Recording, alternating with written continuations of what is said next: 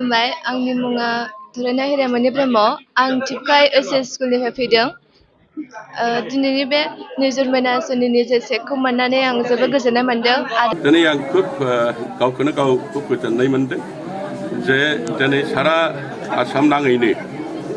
निजुत मयना माने निजुत मयना बिथांखि जे फरायसुलि गथ'फोरनो हायार सेकेन्डारि डिग्री आरो इउनिभार्सिटियाव फरायनाय फरायसुलिफोरनो जे बे बिथांखि निजुत मयना बिथांखिनि जरियते जे दिनैहाय आसामाव माननीय मुख्यमंत्रिया दिसपुराव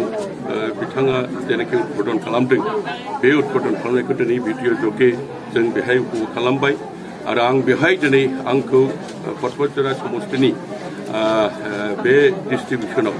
आंखौ चिफ गेस्ट हिसाबै लिंहरनानै बे अनुष्ठानखौ फालिनायाव बास्तबाव आं खुब गावखौनो गर्बित अनुभब खालामदों मिजिं थिदों जे दिनैहाय जोंनि बर'फ्रा बयबो नुसारनाय स्रा स्रा नुनाय बोसोराव 10,000